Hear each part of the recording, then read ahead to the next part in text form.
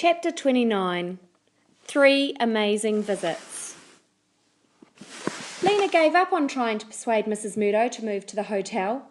Since they'd all have their own houses sooner or later, they might as well stay at the doctor's house until then. Besides, Mrs. Murdo was so intent on learning to be assistant doctor that it seemed unkind to take her away. Lena and Maddie took on the job of harvesting and preserving the produce from the doctor's vegetable garden. Every morning they picked baskets of tomatoes and beans and pepper and corn and squash. Every afternoon they sliced tomatoes and laid them in the sun to dry. They took dried beans out of their pods and put them in jars. They cooked peppers and packed them in olive oil. They tied bunches of herbs with string and hung them up to dry. Poppy puttered around their feet, helping, by sprinkling dry leaves here and there or banging spoons on pots. Even Torrin, whose feet were healing, often chose to hang around with Lena and Maddie. He said he knew how to make a garlic braid, so they gave him a basket of garlic and he made one. One afternoon, as she and Maddie were cutting green beans for dinner, Lena heard wheels crunching on the road outside. The next moment she heard the woofling of an ox, and then Torrin sprang up and limped as fast as he could to the front of the house. Uh-oh, thought Lena. Is it who I think it is? It was. There was Casper's battered truck, and there was Casper, just climbing out of it. He looked grubby. His moustache drooped. Torrin ran toward him, crying, "Casper! Casper!" And Casper smiled in a tired way. "Hey, brother," he said. He thumped Torrin's back a couple of times. Then he started toward the house. Lena and Maddie went out to meet him. When he saw them, he stopped and glared. "Deserters," he said. But he didn't seem to have the energy to berate them further. He trudged into the house and plunked down on the couch. Torrin plunked down beside him. "I've been waiting and waiting for you," Torrin said. "Why didn't you come back with them?" He flicked his hand toward Lena and Maddie. "I had important work to do," said Casper, "which they didn't want to help with." "And what happened with your work?" asked Maddie, standing by the door. "Did you find what you wanted to find?" Casper didn't even look at her. He closed his eyes and slumped against the back of the couch. "My numbers," he said, "need readjusting. They were completely right, except for one thing." "What thing was that?" asked Maddie. "Wrong city," said Casper, still without opening his eyes. "I have reworked the numbers. Tomorrow I head north." Maddie and Lena exchanged a look. Casper turned his head toward Maddie and squinted at her. "I don't suppose you want to come," he said. "No, thank you," said Maddie. "I plan to stay here, where something with a real potential is beginning." Torrin tugged on Casper's arm. "Did you bring me something this time?" he asked. Casper opened his eyes. He looked at the ceiling for a while. "Well, yes," he said. "I did." "What?" shrieked Torrin. "What is it? Can I have it now?" "It's out in the truck," said Casper. "I found a whole crate of them. Very unusual. You can have one." "One what? Let's go get it." Torrin darted to the door. Casper heaved himself up and they went outside. Lena watched as Casper rooted around in one of his crates. He came up with something she recognised with a start.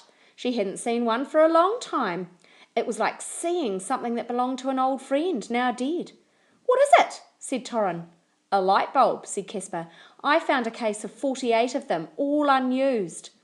"But what does it do?" Torrin asked, peering into the light bulb as if he expected to see something alive in there. He tapped the glass with his fingernail. "It gives light," said Casper, "if you have electricity." "But we don't have electricity." "That's right," Casper said wearily. "So you hold on to it in case someday we do." Torrin went to the window seat and sat there, turning the bulb around and around in his hands.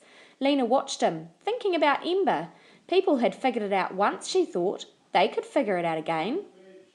A few days after Casper left, there was another visitor to the doctor's house. Lena was out in the courtyard at the time, cracking walnuts with a rock. She saw someone approaching the gate. A bent figure, walking slowly and somehow crookedly. She stood up. The person seemed to be having trouble with the gate latch. So she went to help, and that was when she realised it was Ben Barlow. His injured arm was bandaged and strapped to his side, and the jacket he wore was draped over it with the sleeve hanging empty. That was why he looked lopsided. "Good afternoon," said Ben. "I wonder if Torrin is here." "He is," said Lena. "I'll get him."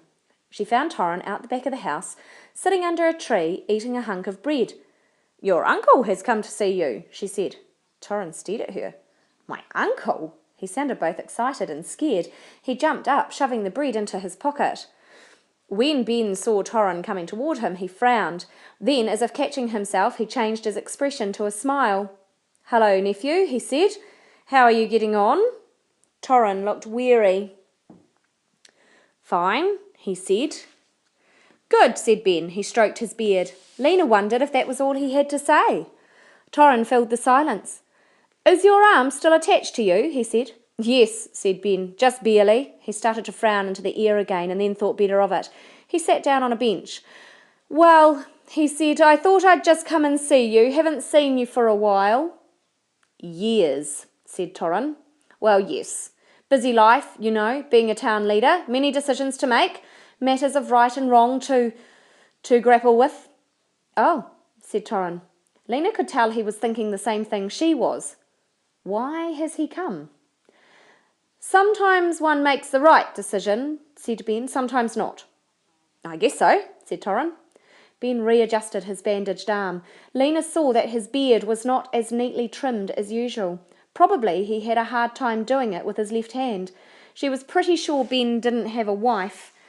She'd never heard him mention one. "Well," said Ben, "you were fortunate, weren't you, getting pulled out of that tree?" "Yes," said Torrin. "I am forced to acknowledge," said Ben, "that it was my fault, that fire." "I guess so," said Torrin. "An accident," said Ben, "but one that did not have to happen." Said Torrin. Ben got to his feet with painful slowness. "So," he said, "enjoyable talking with you. No doubt we should get to know each other.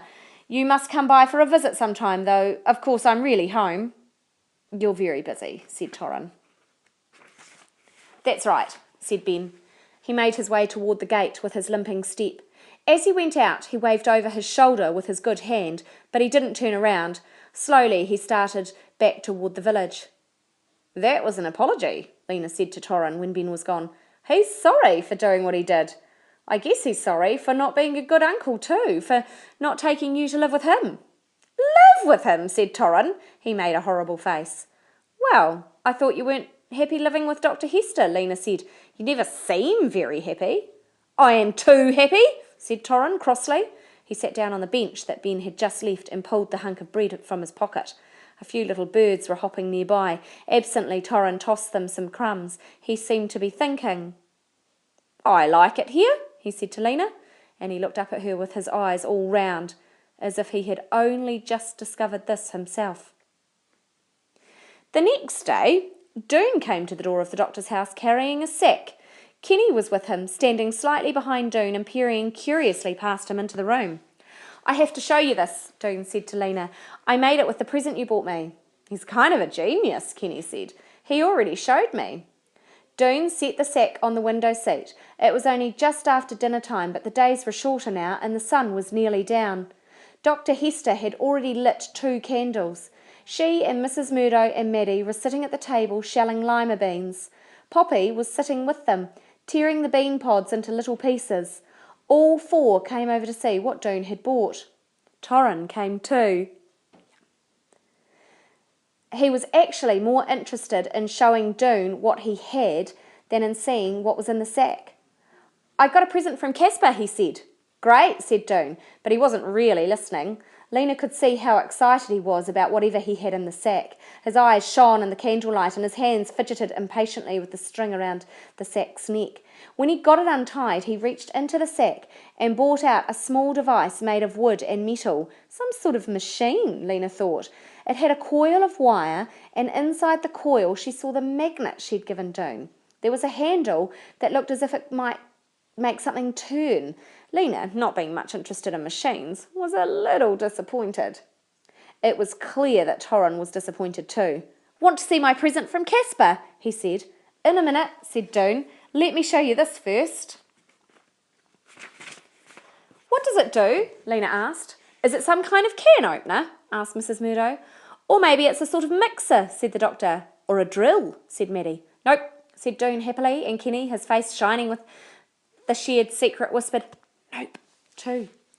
"You won't believe it," Doone went on, "but it makes electricity. I found the directions for it in a book called Science Projects, but I couldn't try it out before because I didn't have a magnet. I didn't even know what a magnet was. But then you bought me one, Lena, and just the other day I remembered about this project." He took the machine over to the table and set it down. "What you do is you turn this crank, and that turns the magnet, and that generates the electricity and runs it down these wires. It's supposed to be enough to light a light bulb. The trouble is, I can't test it because I can't find any light bulbs that weren't broken." Torrin started jumping up and down. He pounded on Doone's arm. "My present from Casper! My present from Casper!" he yelled. He bolted into the medicine room. "What's the matter with?" said Doone, but Lena broke in. "Doone," she said, "his present from Casper was a light bulb, unused." Torrin came out of the medicine room carrying the light bulb encased in both hands, walking now fast but with stiff legs, being extremely careful. "You won't break it, will you?" he said to Doone. "Your experiment won't blow it up, will it?" Doone gazed at the light bulb as if it was the most wonderful thing he'd ever seen. Gingerly, he reached for it. "I'll be very, very careful," he said. "You can help me, Torrin. Hold the light bulb right there." He showed Torrin where to put the bulb, and he wound 2 loose wires around its metal end. "Now," he said, "blow out the candles." Lena blew them out. The room went dark. Doone began turning the crank of his machine. At first, nothing happened, except that the magnet turned around. Doone cranked faster, and a glimmer appeared in the light bulb. First a glimmer, and then a glow, and then the bulb shone with a faint but steady white light. Lena shrieked. Poppy shrieked too, because Lena had, and both the doctor and Mrs. Murdo gasped and broke into applause. Kenny beamed, glancing between the light bulb and Doone's face. Torrin was being too careful to make a noise, but his eyes grew wide and his mouth dropped open. For almost 3 minutes, until his hand got tired, Doone turned the crank of this machine around and around. The doctor wagged her head in wonder. Mrs. Murdo turned her face away to hide her tears, and Torrin held on tight to the light bulb, even though it was getting very warm. Lena gazed at the light shining on everyone's faces. Full to the brim, with hope and love and joy, she watched the little light bulb shining like a promise in the night. If you want to find out what happens next, the story you need to get out from the local library is called The Diamond of Darkhold by Jeanne Duprow. Happy holidays.